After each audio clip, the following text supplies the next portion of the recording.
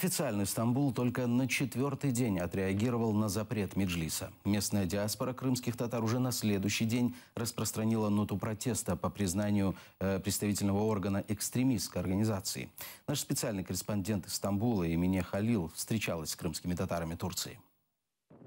Турецкий МИД расстроил решение Верховного суда России запретить Меджлис в Крыму. Заявление с таким содержанием появилось на сайте ведомства только в понедельник. Мы встретили с сожалением решение высшего судебного органа России, который подтвердил решение первой инстанции после подачи кассационной жалобы. Нас огорчает желание оказывать давление подобными методами на крымских татар, которые хотят только жить свободно, спокойно и безопасно, и которые всегда выражали свои законные требования демократическими и мирными способами.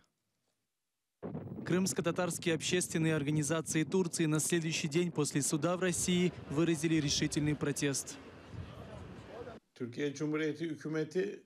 Турция изначально не признает оккупацию Крыма и Донбасса, то есть не признает оккупацию территории Украины. Турция действует вместе с Европой и Америкой. Крымско-татарские активисты, которые сейчас проживают в Турции, убеждены, реакция официального Стамбула должна быть жестче.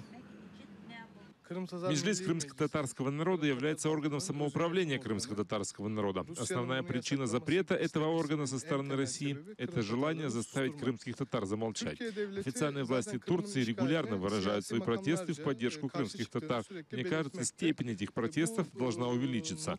Нынешний запрет крымско-татарского Меджлиса отличается от всего, что было раньше. Поэтому я считаю, что Турция, не выходя из дипломатических рамок, должна более жестко отреагировать.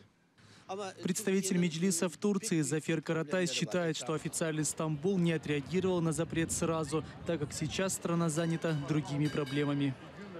В Турции есть первостепенные и очень большие проблемы, такие как война в Сирии, ситуация с террористической организацией Рабочая партия Курдистана, отношения с Европой и Америкой. Именно поэтому в этом ряду проблем ситуация с запретом Меджлиса осталась на втором плане.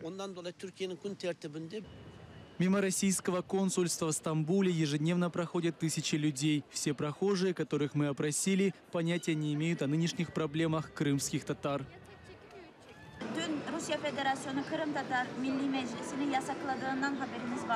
Onunla ilgili bilgim yok. Son dönem politik gelişmeleri takip etmeye çalışıyorum ama bu kadar derinini bilmiyordum mesela. Hayır. Yok. Vallahi çok fazla ilgimiz yok bizim. Yok hayır. Vallahi onunla bilgim yok ya. Hayır. Верховный суд России 29 сентября признал незаконным решение о признании Меджлиса крымско-татарского народа экстремистской организацией и запрете ее деятельности в России. В разных городах Украины прошли акции протеста. Эмине Халил, Владлен Мельников, Заман, АТР, Стамбул.